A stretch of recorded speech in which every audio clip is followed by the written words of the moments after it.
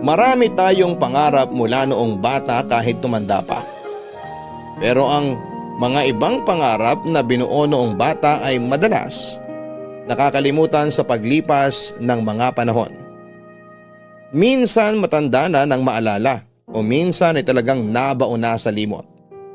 Kaya mas maganda talagang ilista ang mga pangarap at plano sa isang bucket list. Tayo nang pakinggan ang maliit na pinagbulan ni Allen, isang lalaking taga-probinsya na nangarap at pinanghawakan ng pangarap sa hawak na listahan. Ang pinaka-goal niya ay ang ma-achieve ang lahat ng nasa listahan gamit lamang ang kanyang sipag, tiyaga at ang mabuting asal. Seryoso si Allen sa mga gustong marating kaya kahit minamaliit pa siya ay hindi siya nagpapatinag. Sa bawat impyerno daw ay may langit. Kung si Emma ang impyerno sa buhay ni Allen, si Doreen naman ang kanyang langit dahil din sa mga salitang nagpapalakas sa kanya. Samahan akong alamin natin ang kwento ng buhay na literal na nagsimula sa ibaba paangat. Isa-isahin natin ang mga nakasulat sa isang bucket list. Dito lamang sa inyong paborito at nangungunang Barangay Love Stories.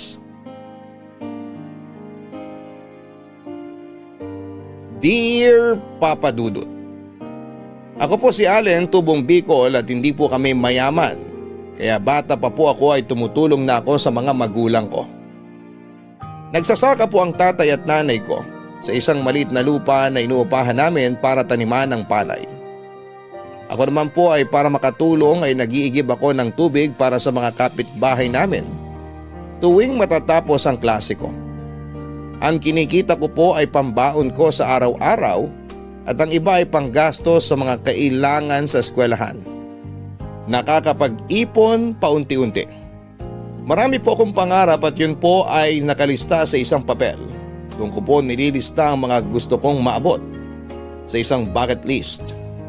And speaking of bucket po ay yun po ang balde na ginagamit ko po sa pag-iigib. Para sa akin ay swerte.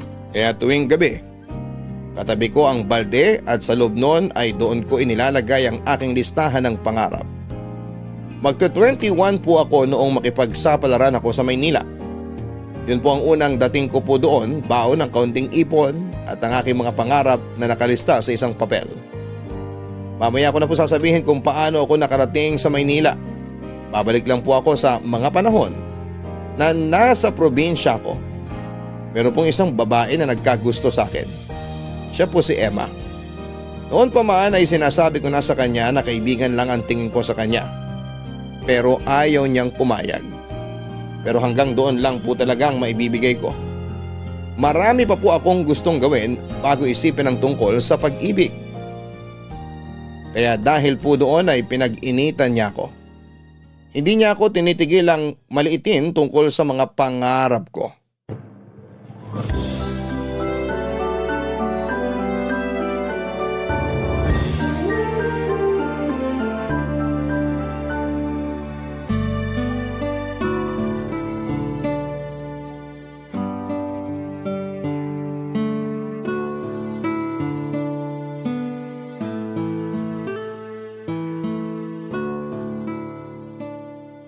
Yan? Uy, Ano to? akin na yan. Sandali! Akin na sabi yan eh. Sige ka, pag nasaktan ako, ewan ko kung anong mangyayari sa'yo. Akin na kasi ang papel na yan. Bakit ba ayaw mo ipabasa? Ano ba to? Huwag mong pakialaman yan. Lumayo ka sa akin, sige ka! Layo! Akin na yung papel, please. Babasahin ko muna. Hindi naman importante sa'yo yan eh. Bakit ba? Ano ba to? Love letter to, no? Hindi. Sira ulo ka, ha? Aayawan mo ko tapos makikipagrelasyon ka sa iba? Hindi sabi love letter yan. Akin na nga. Huwag kang lumapit sa akin. Hindi naman importante sa'yo yan, kaya akin na. Babasahin ko muna. Wag. Tumahimik ka. Huwag kang lalapit sa akin, ha? Diyan ka lang. Emma naman, please. Ano to? Ibalik mo na sa akin, please. Bucket list? Ang tanging bucket list na bagay sa'yo ay ang balde mo. Oo na, sige na. Akin na yan. Number 1. Makapunta sa Maynila. Asa ka pa makakapunta ka doon? Tsaka, bihirang nagpapaigib doon, kaya siguradong gutom ka pag nakapunta ka ng Maynila. Hindi ako nawawala ng pag-asa. Magiging pareho ka lang ng tatay mo. Buti pa nga ang tatay mo nagsasaka. Eh ikaw, nag-iigib lang. Hindi masamang mangarap. Asa ka pa? Number 2, makapag-ipon. Ang tanging maiipon mo ay ang mga iniigib mo. May ipon na ako, paunti-unti. Magkano? Iba ka talagang mangarap, imposible. Walang imposible sa nagsisikap. Nagsisikap? Mag-igib? Ano naman tong number 3? Makabili ng... makabili ng sariling bahay? Magsisikap ako. Baka matanda ka na, hindi ka pa nakakaipon ng pambili kahit bahay ng gagamba. Akin na. Akin na yung papel. Sandali, nag-i-enjoy pa ako eh. Marami naman pwedeng paglibangan dyan. Eh, itong nakakatawang bucket list mo ang gusto kong paglibangan eh. Akin na yung papel. Sige, lumapit ka. Baka nakakalimutan mo na ayan lang yung bahay namin. Baka gusto mo mabugbog. Emma naman. Anong susunod sa mga ilusyon mo? Teka. Makabili ng kotse? Siguro makakasakay ka ng kotse pag naging driver ka. Susunod, makapagpatayo ng negosyo. Seryoso ba itong mga pinagsusulat mo dito? Siguro naman masaya ka na. Akin na yung papel. Hindi pa tapos, may isa pa. Number 5, magkaroon ng sariling pamilya? Hindi ka magkakaroon ng pamilya. Hindi ka liligaya. Maligaya naman ako ah. Sinungaling! Isang kahig, isang tuka tapos masaya? Oo, hindi lang naman pera ang nakakapagpasaya sa mga tao eh. O ano pa? Pagmamahal. Yung pagmamahal ng mga nasa paligid ko. Ikaw ba, palagay mo may nagmamahal sa'yo? Oo, mahal ako ng mga magulang ko. Siyempre, magulang mo yun eh. Ano sinasabi mo? Wala, akin na yung papel ko. Sinulat mo pa talaga to? Iba ka rin eh. Hindi ako mawawala ng pag-asa. Pangarap ko yan, kaya gagawin ko ang magagawa ko. Ah, talaga? Wag! Anong wag? Itong bagay sa pangarap mo. Bakit mo pinunit? Para matigil ang ilusyon mo. Sobra ka naman. Wala kang kwentang kausap. Pero napatawa mo ko. Makaalis na nga.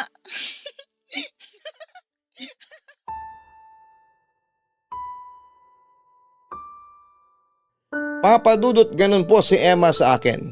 Hindi ko alam kung bakit sobrang galit niya sa akin. Madami namang ibang lalaki sa amin, bakit ako ang pinag-iinitan niya.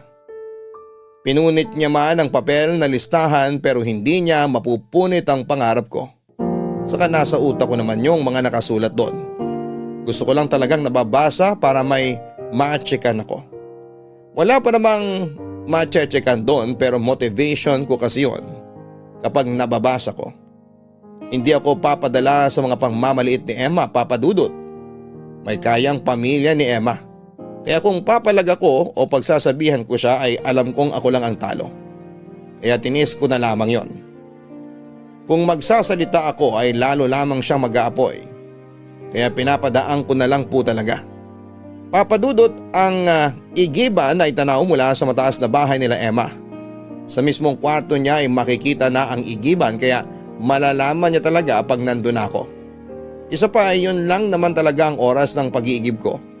Sa tuwing natatapos ang klase. Pero 2 buwan na lang graduation na.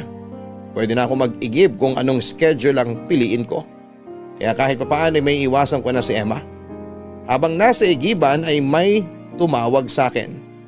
Sinabihan ako ng isang napakaganda at masayang balita.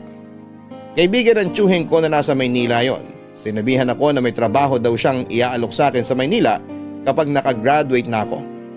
Para akong balde na napuno ng tubig kasi ang puso ko ay punong-puno ng saya sa magandang balita. Kaya matapos ako makipag-usap ay alam kong 2 buwan pa. Pero excited akong tsekan yung unang nakasulat sa listahan ko, ang makapunta sa Maynila. Pero ang saya ko ay mapapalitan naman ng lungkot. Emma, Ano Ano to? Listahan na naman. Hindi ka nadadala. Hindi mo masisira ang pangarap ko. Ilusyon, hindi pangarap.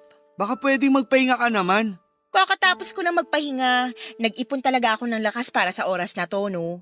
Kasama talaga ako sa schedule mo. Natural! Kailan mo ba ako tatantanan? Gumising ka sa katotohanan, natitigil ng mga to. Gising na gising ako at kitang-kita kita. Pwes, tanggapin mong relasyon natin. Ano? Anong relasyon? Huwag kang magmaang-maangan, alam mo sinasabi ko. Ibabalik ko lang ang sinabi mo kanina. Wala tayong relasyon kasi ikaw lang ang may ilusyon. Mayabang ka na, ah? Sinasabi ko lang ang totoo. Anong pinagmamalaki mo, itong pangarap mo? Ay sorry, panaginip lang pala. Gumising ka kaya para malaman mo na hindi magkakatotoo to? Bakit hindi ikaw ang gumising para matanggap mo na wala akong gusto sa'yo? Kapal mo, wala rin akong gusto sa'yo, no? Oh, ayun naman pala eh. E di tumigil ka na sa mga ginagawa mo sa akin. Desisyon ko to. Sino ka para diktahan ako sa gusto kong gawin? Dahil ako ang ginugulo mo. Paano? Nakakatawa ka. Kakapunit ko lang nung listahan mo kahapon, ngayon may bago ka na naman. Papel lang ang pinunit mo. Kaya kong palitan. Pero ang suma, ganun pa rin. Wala kang mararating. Hanggang dyan ka lang. Akin na nga yung papel ko. Sige, mahawakan mo lang ako, sisigaw talaga ako dito para malaman mong hinahanap mo. Sige, sa'yo na yung papel na yan. Kaya kong gumawa ng bagong listahan. Aba, mayabang ang tono mo ah. Sinasabi ko lang ang katotohanan. Kahit ilang listahan ang punitin mo, yung nakalista pa rin ang importante. Ano to? Bakit may check tong number 1? Wala. Anong wala? Ayan, may check oh. Wala ka na dun.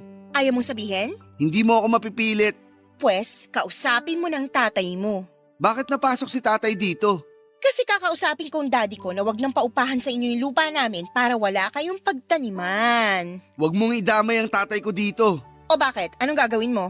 Bakit pati ang tatay ko idadawit mo sa mga ginagawa mo? Ako na lang. Pwede naman hindi mangyari yon.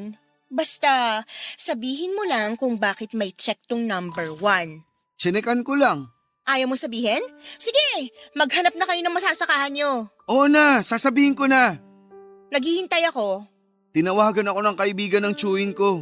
May naalok na trabaho sa akin sa Maynila. Naniwala ka naman. Oo, Lalo mo akong pinasaya. Unang-una, hindi ka pa nakakapunta ng Maynila. Tsinikan mo na tong listahan mo. dahil sigurado ako matutuloy yan. Asa ka pa? Tigilan mo na kami. Huwag mo nang idamay ang tatay ko. Pinagbabantaan mo ba ako? Nakikiusap ako. Pwes lumuhod ka. Halikan mong pa ako. Pwede ko na bang makuha yung papel? Oo naman. O ayan, buuin mo na lang ulit ang pira-pirasong pangarap mo. Sobra ka talaga. Kulang pa yan. Hintayin mo pang mga kaya kong gawin. Papadudot manhid na ako kay Emma. Parang merienda ko na lamang ang pangmamaliit niya araw-araw. Kaya hinahayaan ko na lamang siya at gusto ko pong ang magpasalamat sa kanya kasi mas nagiging matatag ako at mas magporsigido pa sa mga pangarap ko. Hanggang sa dumating ang araw ng graduation. May maliit na salo-salo na hinanda ang mga magulang ko. Sinabi ko na wag na sana dahil gastos pa. Pero masaya sila sa pagtatapos ko. Masaya din naman ako kasi alam ko na yun na po ang simula ng pag-usad ng mga nasa bucket list ko. Pipilitin kong matchekan lahat ng nakalista. Kung hindi man at least ay gagawin ko din ang magagawa ko para may makamit kahit ilan man sa mga nasa bucket list ko. Ilang araw matapos ang graduation ko ay hindi ako tumigil sa pag-iigib pero hindi ko na dinadala ang listahan ko para wala nang punitin pa si Emma. Ganon pa din siya, walang humpay sa pangmamaliit niya sa akin. Bumababa talaga siya ng bahay para lang naitin ako. Pero noong malaman niyang tuloy na ang pagpunta ko sa Maynila ay bilang nagbago ang ihip ng hangin. Para siyang sinapian ng anghel sa sobrang bait. Papadudot na wala ang yabang ni Emma at nakikiusap siya sa akin na huwag na akong tumuloy sa Maynila. Saka ko na sinabi ang pasasalamat ko na kung hindi dahil sa kanya ay hindi ko pipilitin na matupad ang nasa unang listahan. Una, nakikiusap si Emma Tapos nagmamakaawa siya. Pero buo na ang loob ko. Saka matapos ang mga pangmamaliit niya na sinabi sa akin, saka pa ba ako maniniwala na mabait siya? Kaya ayon Papa Dudut, para siyang biglang naging halimaw. Pinagbantaan na naman niya ako na hindi na ipapaupa sa tatay ko ang lupa nila para wala na kaming sasakahan. Papa Dudut, hindi na umubra ang pananakot ni Emma dahil inuulan po kami ng swerte noon. Yung kaibigan ng tatay na umuupa sa isang may-ari ng lupa para sakahan ay nakabili na ng sarili niyang lupa. Kaya inalok na ipasa kay tatay ang dating pinagsasakahan nito. Mas malaki at mas mura kaya tinanggap na ni tatay. Kaya manakot man si Emma ay may lilipatan na si tatay matapos ang anihan. Galit na galit si Emma at isinumpa niya ako na hindi magtatagumpay.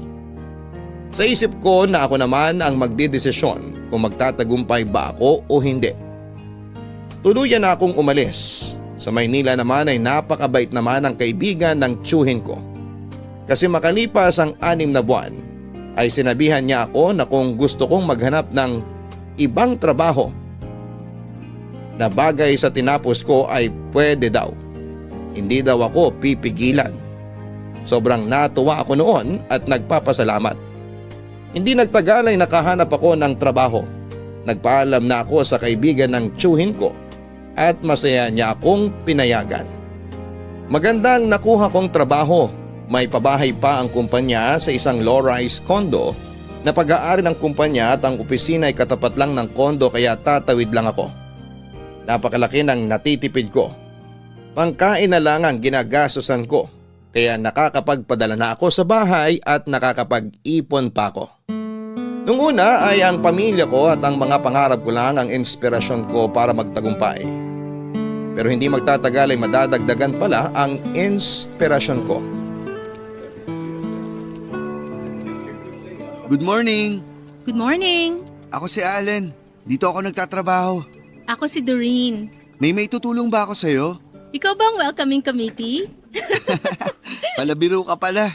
Masarap tumawa pag umaga. Nakakawala ng stress. Tama ka dyan. Pero ikaw palang tanggal na stress ko. Ano yon? Wala. Sabi mo may hinahanap ka? Meron. Aplikante ka ano? Ha? Naku, huwag kang kabahan. Hindi makakatulong yan sa interview mo. Tama naman. Bigyan kita ng tips. Para sa? Sa interview mo. Dapat matanggap ka dito kasi bagay na bagay ka dito. Bakit naman? Kasi mababait ang mga tao dito. Mukhang mabait ka. Paano mo nasabi? Sabi ng puso ko. Ano? Sabi ko, itsura mo pa lang halata namang mabait ka. But looks can be deceiving. Ako ba, mukhang mabait o salbahe? Hindi ako magbabase sa itsura. Pero sa pag-approach mo sa akin, halatang mabait ka. Salamat ha. Oh, ba't parang nabaliktad? Di ba ikaw dapat ang mag-assist sa akin? Oo nga pala, gusto mo itour kita sa buong opisina? Tour ba dapat agad?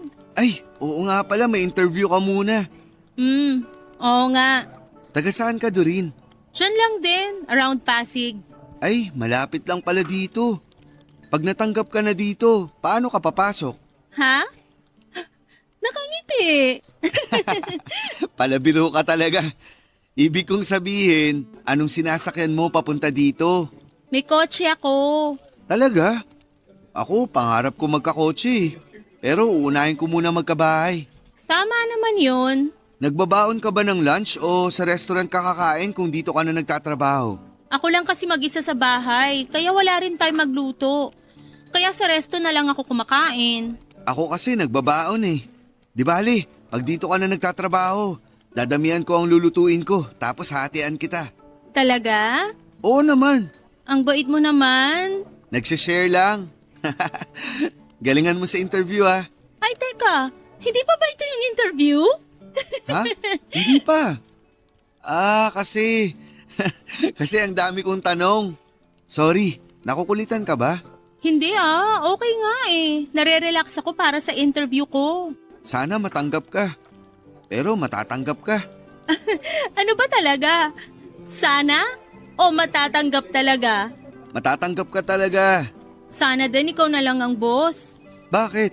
Para sigurado akong tanggap ako. Tanggap ka, maniwala ka sa akin. Salamat. Halika na, samahan kita sa HR. Ay, yung opisina ng presidente ang hinahanap ko. Presidente? Nitong kumpanya?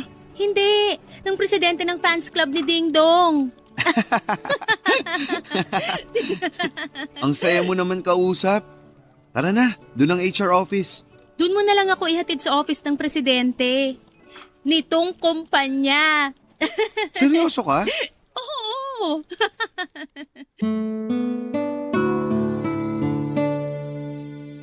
Papadudot dahil pala biro si Doreen.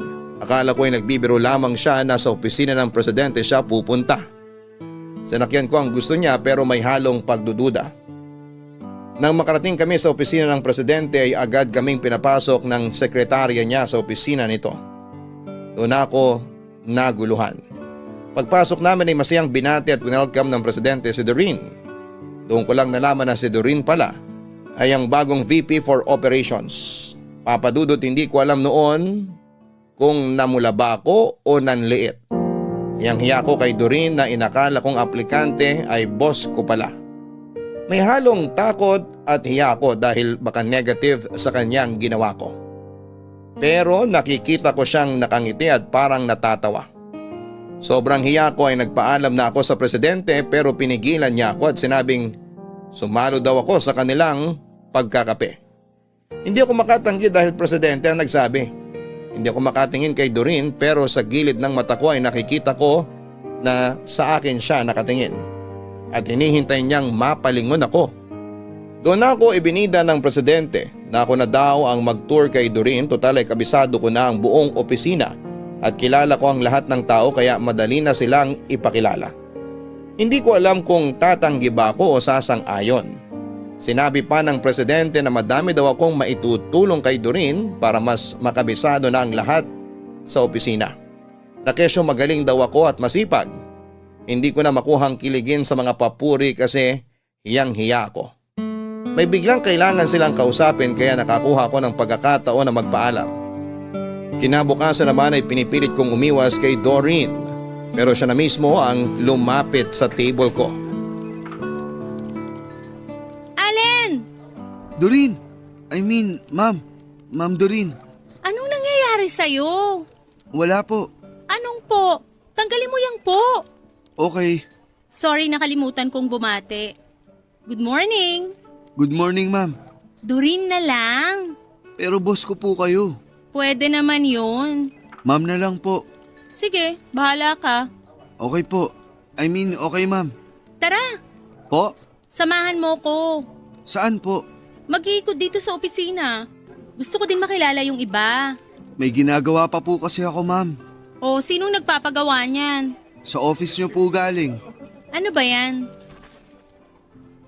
Ay, mamaya na yan. Baka po kailangan na. Ako naman ang may kailangan yan. At hindi ko pa kailangan. Kasi... Tara na. Pero punta muna tayo sa pantry. Gusto ko munang magkape. Tara. Okay, ma'am. Nakilala ko na yung iba dito sa floor. Yung mga nasa ibang floor, di ko pa kilala eh. Sige, ma'am. Ayun po ang pantry. Ayan. Tara, magkape tayo.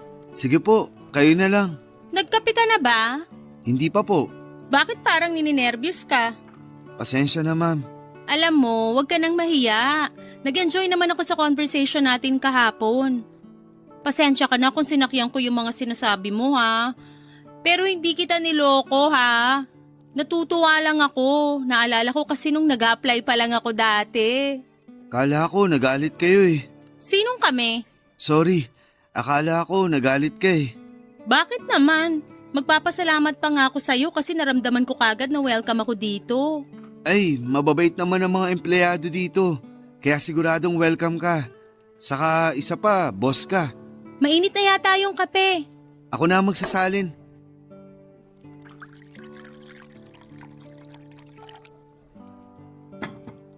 Eto, Salamat. Maupo ka, magkwentuhan muna tayo. sige. Puring-puri ka ni Mr. Cacho ah. Salamat naman. Gusto mo ba yung trabaho mo dito? Sobra. Saka para sa akin, pagsipagan ko lang at galingan, Matsatsikan ko na ang mga nakasulat sa bucket list ko. Ano-ano bang nakasulat sa list mo? Eto. Medyo luma na yung papel. Papalitan ko na nga uli eh. Pwede ko bang mabasa? Okay lang. May check na tong number 1. Naku, ma-achieve mo lahat to. Maniwala ka sa akin. Sana nga. Kumusta ang pamilya mo? Maayos din naman sila. Nagpapadala pa din ako sa kanila kahit sinasabi ni nanay na ipunin ko na lang daw. Ang bait mo naman. Dapat lang naman na ibalik ko sa kanila ang lahat ng sakripisyo nila sa akin. Uy, ano ka ba? Bakit? Naiiyak ako sa sinabi mo. Ikaw talaga. Uy, seryoso ako nakakatuwa ka. Maswerte yung mga magulang mo sa'yo. Mas maswerte ako sa kanila. Sana lang hindi sila ginugulo ni Emma. Sino si Emma? Taga sa amin.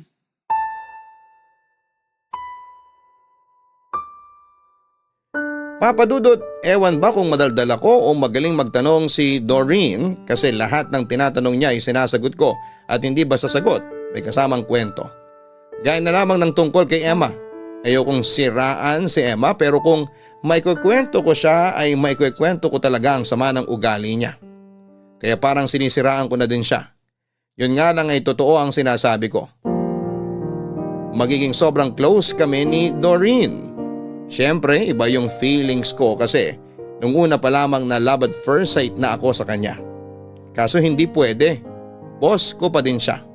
Pero darating ang isang pag-uusap namin na kung saan ay magkakaaminan kami ng mga damdamin namin sa isa't isa. Hindi ko na matandaan kung paano napunta sa usapang yon pero napunta kami doon.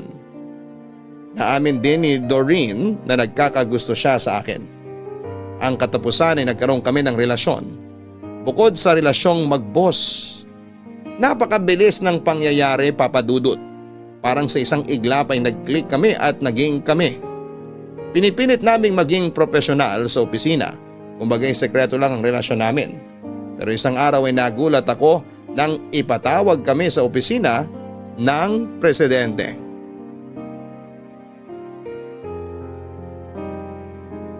Papa Dudut, eksakto ang ikinakatakot ko kung bakit kami pinatawag ng presidente ng kumpanya.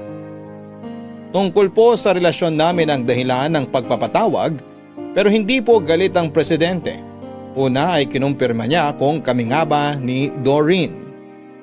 At nung aminin namin ay nagulat kami noong i-congratulate niya kami. Lalo kong naguluhan at sinabi niya na hindi makikialam ang kumpanya sa relasyon namin.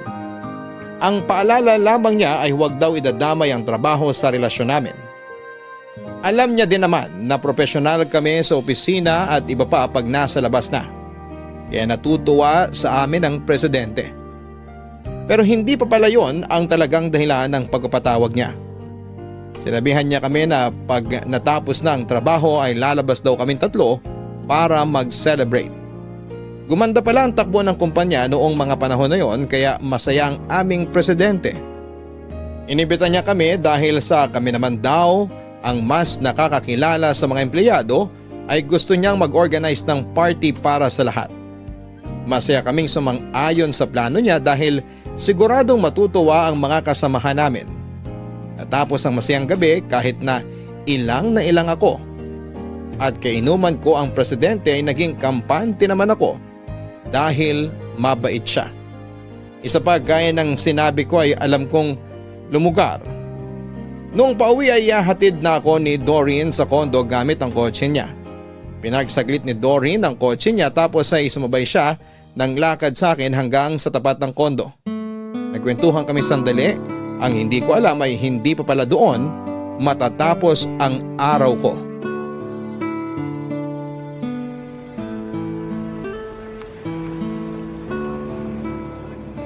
Salamat. Oh, saan naman? Sa paghatid. Ano ka ba? First time mo ako inatid kasi dyan lang naman sa tawid ang opisina natin. Actually, sa totoo lang, ito ang unang date natin. At kasama natin si Mr. Cacho. Pero masaya naman. Sobra.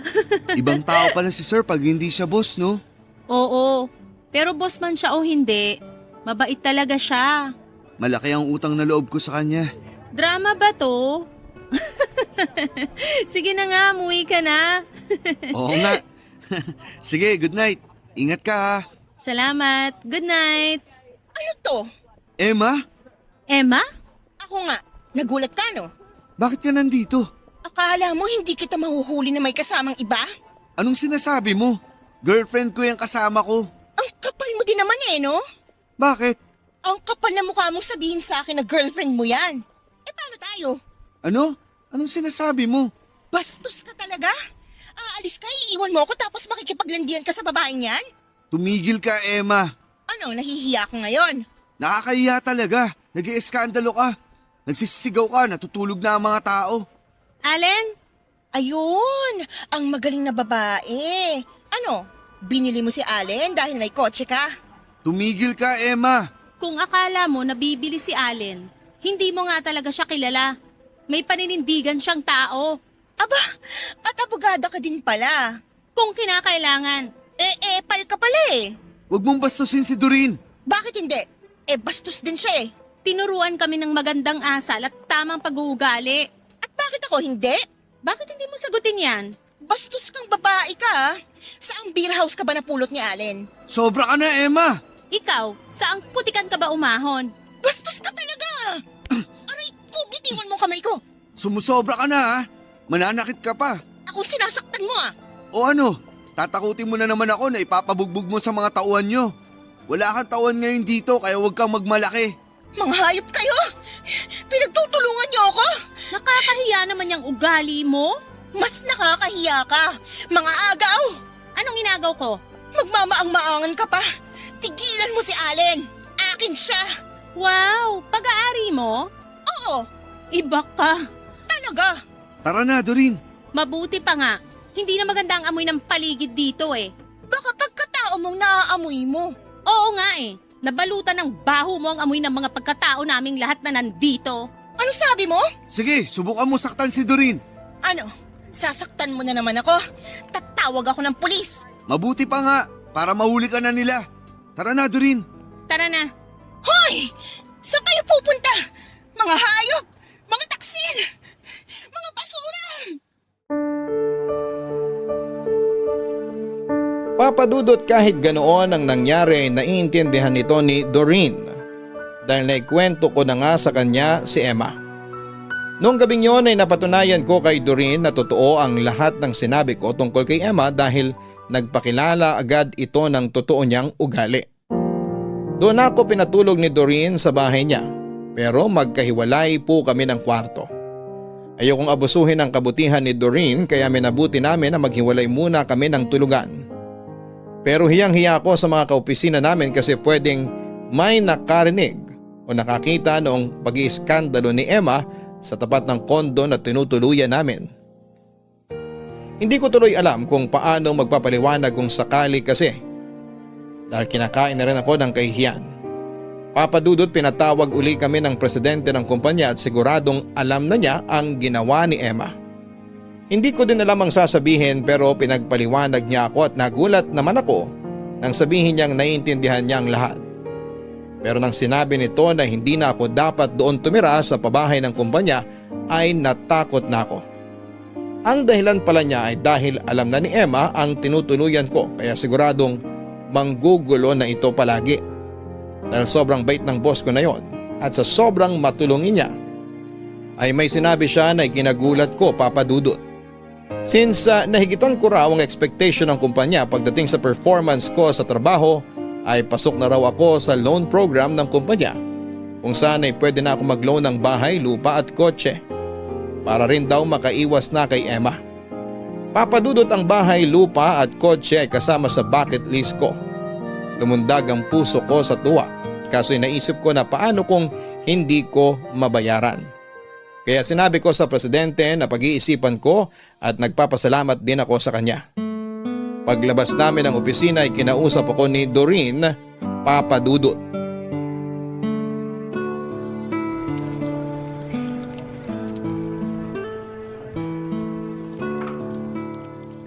Huy, Ha?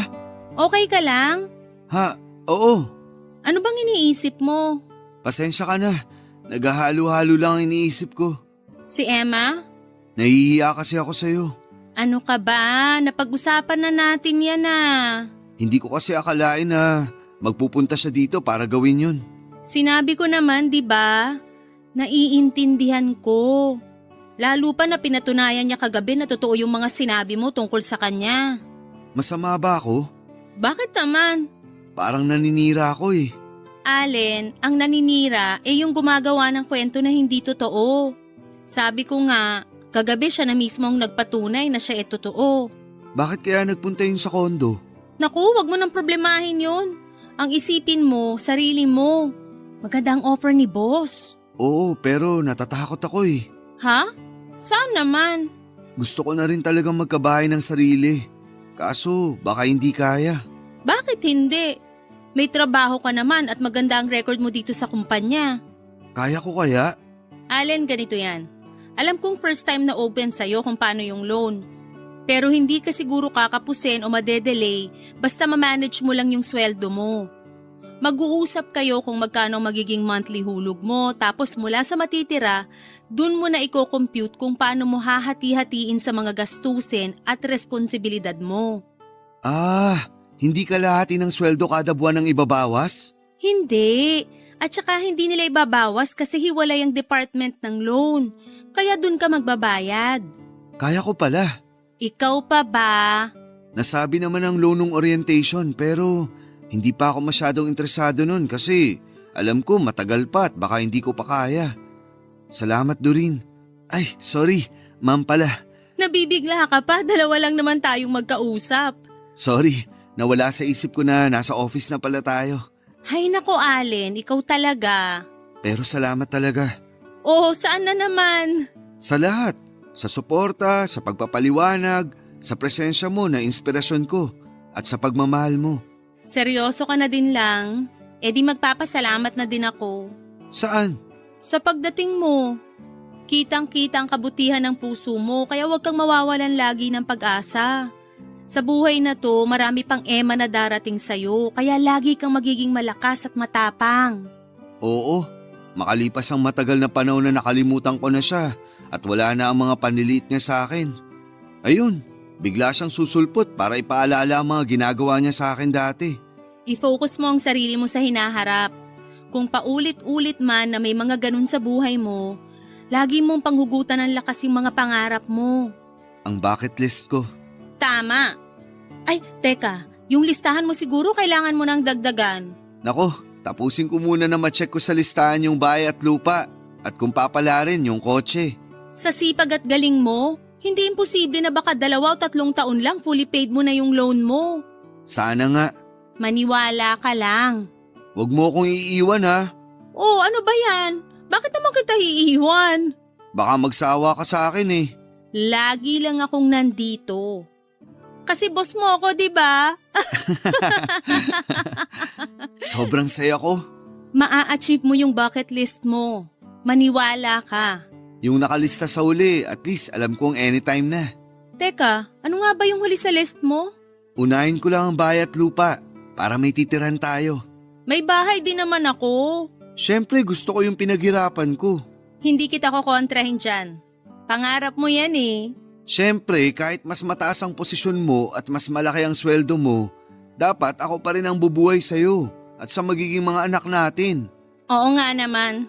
Tara na nga, patapos na ang break. Work mode na tayo. Yes, boss!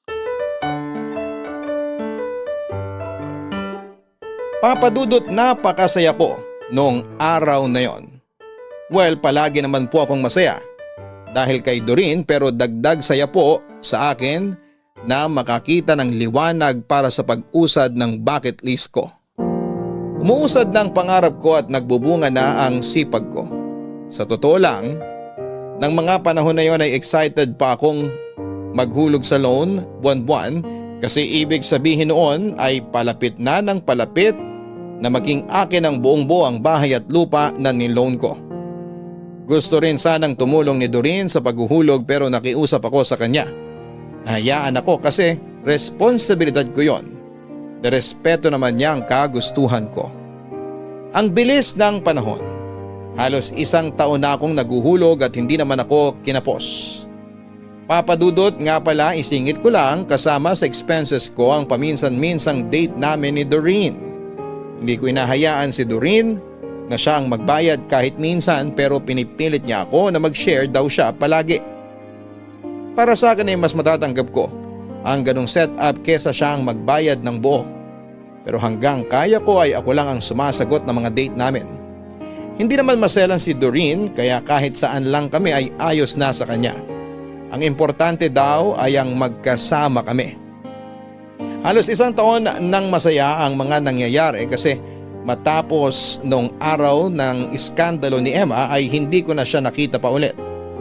Pero sabi ng mga katrabaho ko na doon pa rin sa kondo tumutuloy, ay nakakailang balik daw doon sa kondo si Emma. At tinatanong lahat ng pakiramdam niya na kasama ko sa trabaho. Sinaga ni Emma na mag-imbestiga ng ganon, pero sinabi sa kanya na mga napagtanungan niya na hindi na ako doon nakatira at hindi nila alam kung saan ako lumipat hanggang sa magsawa siya.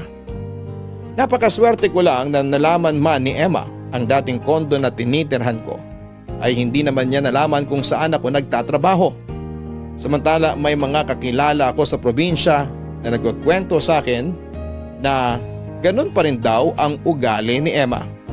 Malakas pa rin siyang manlait, and speaking of probinsya, maganda't maayos na rin sina tatay at nanay sa Bicol. Maganda lagi ang ani. Parang napagpaga ng mala si tatay nung umalis sa lupa nila Emma. Pakiwari ko lang naman po, pero masaya ako sa nangyayari sa amin, Papa Dudut. Ayoko munang sabihin kina tatay at nanay na may hinuhulugan na akong bahay at lupa kasi gusto ko silang sorpresahin. Ayaw ko na ding patagalin ang tungkol sa amin ni Doreen, kaya kinausap ko siya ng masinsinan.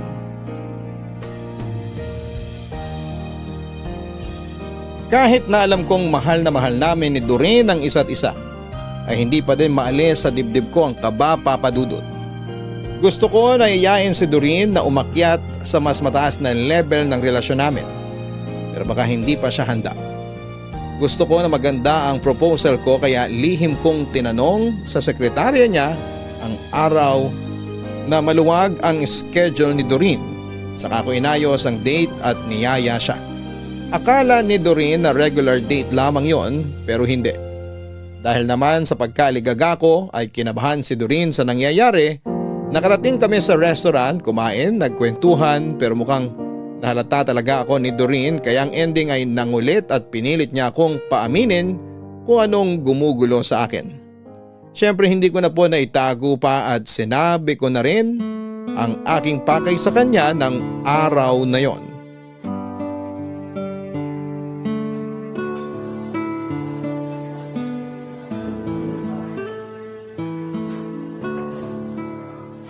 Allen. Kunin ko na yung dessert? Oo. Ay, mamaya na. Hindi yan ang gusto kong sabihin. Ay, may gusto ka pang orderin? Sige lang. Oh, hindi ka mag-share ha. Treat ko to. Wala na akong gustong orderin. Sure ka? Oo. Ipakuha ko na yung dessert? Mamaya na. Mag-usap muna tayo. Okay. Anong okay? Bakit parang last meal na natin sa dami ng in-order mo? Magji-gym naman tayo bukas, di ba? Hindi yon. Feeling ko pinapahaba mo lang tong usapan. Hindi ah. Allen, araw-araw tayong magkasama. Sa trabaho at sa personal natin. Kaya kilala na kita. Ano yon? Wala. Sige ka, naiinis na ako.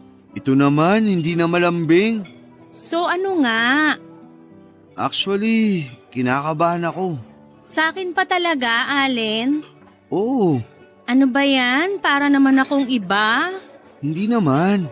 Makikipaghiwalay ka ba? Hindi ko gagawin yun. Sa totoo lang, may gusto talaga akong sabihin. Pero hindi yan. Ano ba yon? Doreen, Huy! Doreen, dahil nga araw-araw tayong magkasama, siguro naman parang mahigit pa sa 1 taon na ang pagkakakilala natin sa isa't isa. Doreen, yayayain na sana kita magpakasal. Ha? Pero kung hindi ka pa handa, maiintindihan ko. Hindi kita pinipressure. Ano ka ba? Siyempre oo ang sagot ko. Ang tagal ko nang hinintay yan. Talaga? Oo naman. Salamat, Doreen. Ano bang salamat? Ngayong nasabi mo na yan, may mga naisip na din ako na motive. Pero syempre, ikaw ang mag-a-approve. May motive ka na? Oo, pati venue. May mga nalista na akong restaurant para sa reception. Ikaw na mamili kung anong gusto mo. O baka may mga naiisip ka na din. May 3 tayong choice na simbahan. Doreen.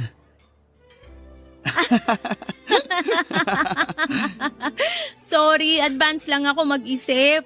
Hindi, masaya nga ako. Pero kailangan ko munang kausapin ang parents mo para mahingi natin ang blessing nila. Naku, walang problema kila mami at daddy. Pero syempre, ang sweet nung magpapaalam tayo. Oo, kaya dapat umuwi muna ako sa probinsya para masabihan sila nanay at tatay. Para lumuwas sila pagkakausapin na ang parents mo. Uuwi ka? Ha? Oo, bakit? Hindi mo ako isasama? Gusto mo ba? Oo naman. Hindi ko pa sila nakikilala ng personal eh. Minsan ko lang din sila makausap kapag nag-video call ka. Paano kaya ang trabaho natin? Allen, entitled tayo sa leave, kaya pwede natin gamitin yon. Saka para wag din tayong mabitin sa pagpunta sa probinsya nyo, pwedeng ituloy natin sa maiksing bakasyon. Sige, matutuwa sila nanay at tatay niyan. Baka pag sinabi ko sa kanila yan, mag-prepare na agad yun ng itinerary para sa stay natin. Ang cute! Nakakatuwa naman sila. Siguradong magugustuhan mo sila. Oo naman. Kaharap ko kaya ang produkto nila. Kaya sila ang ugat ng lahat ng magagandang ugali mo. Salamat. Formal? Mabibigay ko na sa wakas yung regalo ko sa kanila. Regalo? Oo, wag mo na akong kontrahin na plano ko na din yun. Kaya ang dapat na lang natin pagplanuhan ngayon, yung pag-uwi sa inyo.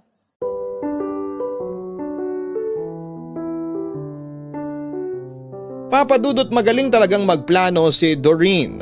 Sa opisina kasi siya ang nag-strategize kaya napaka-smooth ng takbo ng mga plano namin sa trabaho. Naiayos namin ang leave, ang presidente nga ay na-excite nung sabihin namin na mamamanhi ka na ako. Siya na mismo nag-alok na maging ninong namin. Dumating kami sa probinsya, sila tatay at nanay ay pang piyesta ang hinanda. Nahiya pa ako kay Doreen nung una kasi ang daming tao sa bahay nung dumating kami. Mga kamag-anak at mga kaibigan ng pamilya namin. Si Doreen ay parang kakandidato kasi walang pinaligtas. Lahat binati niya at kinausap. Parang kasal na nga po ang nangyari kasi kada mesa ay nilalapitan niya. Siyempre kasunod niya ako matapos makipag-usap sandali ay magpapapicture pa si Doreen kada table. Para siyang nagre-rehearse para sa araw ng reception sa kasal. Natawa na lamang ako kasi kulang na lang ay umarkila ng banda si tatay. Napakasaya ng pamilya namin ng araw na yon. At higit sa lahat ay napakasaya ni Doreen. Kaya kinabukasan ay inikot ko naman siya sa probinsya. Ipinakita ko sa kanya ang mga magagandang tanawin sa amin pati na rin ang mga importanteng lugar sa amin na may kinalaman sa paghulma ng pagkatao ko. Tulad ng eskwelahan, mga kainan, mga lugar na laruan at higit sa lahat ay ang lugar ng Igiban. Nung nandun na kami sa Igiban ay ang daming alaalang bumalik sa akin. May malungkot pero maraming masaya.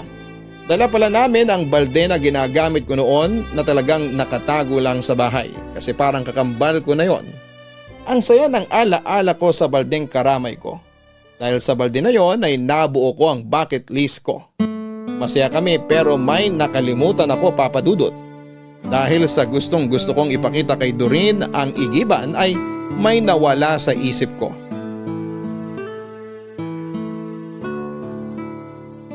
Ito yung sinasabi ko sa'yo, ang Igiban. Madami na din nagbago pero nandiyan pa rin ang Igiban. Wala pa kasi ako sa mundo, Igiban na yan kaya masasabing landmark na yan dito. Dito ka pala nagsimulang mangarap? Oo, dito nga. Matanong ko lang, bakit nagpapaigib yung mga tao dito? Wala pa bang mga gripo sa mga bahay? Yung iba wala pero karamihan meron na. Kaso mahina ang daloy ng tubig kaya nag-iipon pa rin sila. Saka mabuti na rin yung ganun. Mabuti? Na mahina ang daloy ng tubig? Oo, kasi kung malakas ang daloy, edi walang magpapaigib, edi wala akong trabaho. Oo nga naman. Pero ngayon, maayos na ang daloy ng tubig dito. Sobrang alaala ko dito. Siguro mag-donate tayo para palagyan natin ng arko at bubong.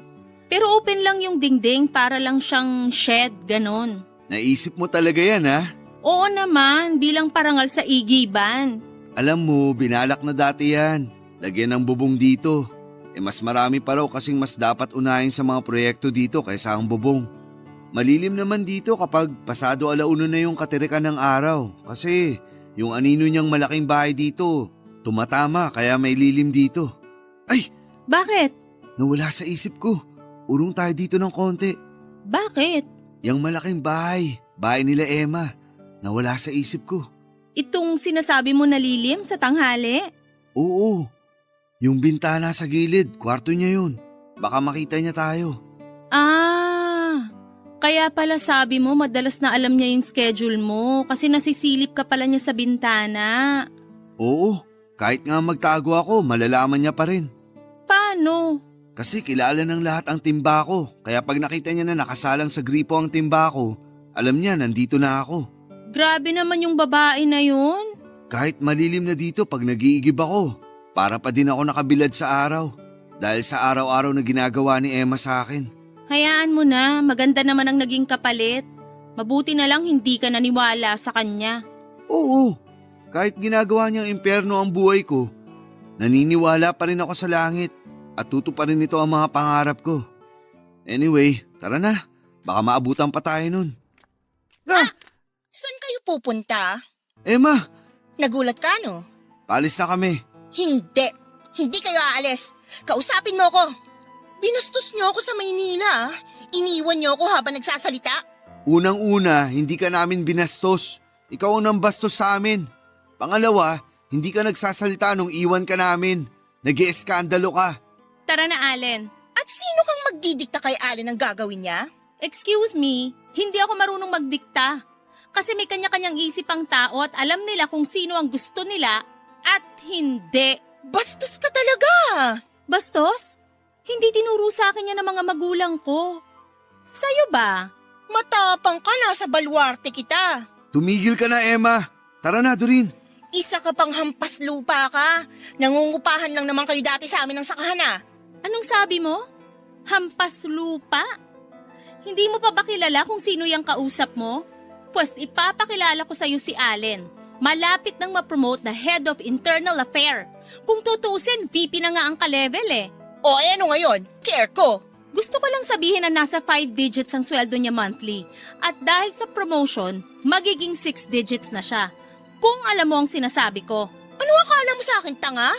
Alam kong sinasabi mo, pero mahirap pa rin sila. Tara na, Doreen. Sandali, Allen. Kailangan magising na tong babaeng to eh. Excuse me uli, Emma ha. Alam namin na hindi na sa inyo ang lupang sakahan dati. Naibenta na yon dahil sa utang nyo. Kaya wala na kayong lupa. At yung bahay nyo na nakasangla, maiilit na dahil wala kayong pambayad. Isaksak mo sa baga mo yung si Allen. May boyfriend na ako, no? At mayaman, kaya bibilihin namin ulit ang lupa at tutubusin tong bahay. Eh ikaw, Allen, hanggang pangarap ka na lang. Ayoko na sanang pumatol pero gusto ko lang sabihin na isa na lang ang hindi ko pa na-checkan sa bucket list ko. Na-checkan ko na ang makapuntang Maynila, may bahay at lupa na ako, mababayaran ko na ang kotse, pinaplano ko na lang tungkol sa business. Pero may pera na ako. At ang huling checkan ko ay ang magkaroon ng pamilya. Sa totoo lang, pwede ko nang i-check sa listahan yon. Kasi malapit na kaming ikasal ni Doreen. Pakialam ko. Inaayos na din namin ang kasal namin ng boyfriend ko kaya wala akong pake sa inyo. Makaalis na nga.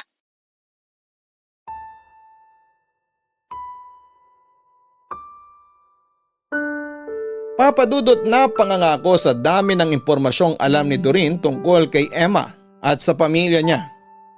Kaya naman pala dahil nga sa kinakausap ni Doreen ang lahat ng bisita noong pa-welcome sa amin, ay madami ding naiambag na chismis ang mga ito ang mga nakausap niya. Nakakatawa pero nasabi ko na lamang ay buti na lang dahil pa nagkataon ay magtutuloy-tuloy ang pangmamaliit ni Emma.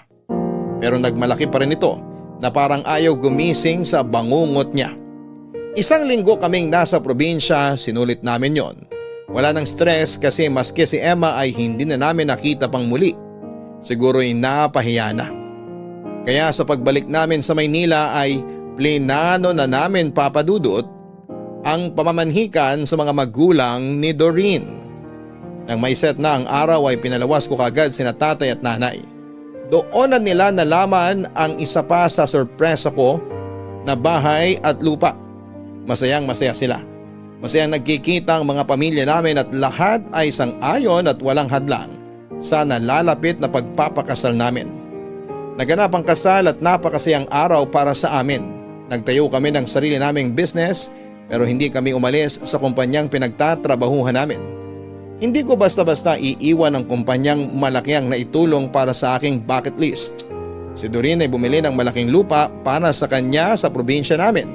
Malaking parte ng lupa ay si tatay na ang nagsasaka.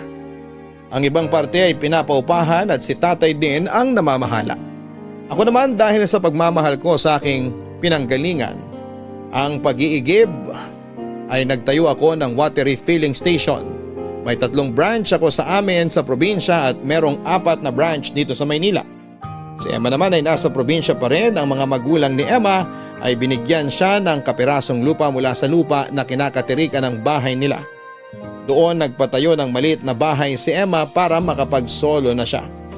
Doon na nakatira si Emma ngayon. Ang huling balita ko mula sa kakilala ay hiniwalayan na raw si Emma ng ipinagmamalaki niyang boyfriend. Hindi daw nito kinaya ang ugali ni Emma. Kami naman ni Doreen sa kasalukuyan ay masaya, kasama na rin si Allen, ang aming 1 taong anak na babae. Salamat po Papa Dudut sa pagbibigay daan sa aming kwento. Nawa ay marami pa kayong kwento ng mga kabarangay ang maitampok sa Barangay Love Stories. Manatili po kayong number 1, Barangay LS 97.1. Ang inyong forever kapuso at kabarangay,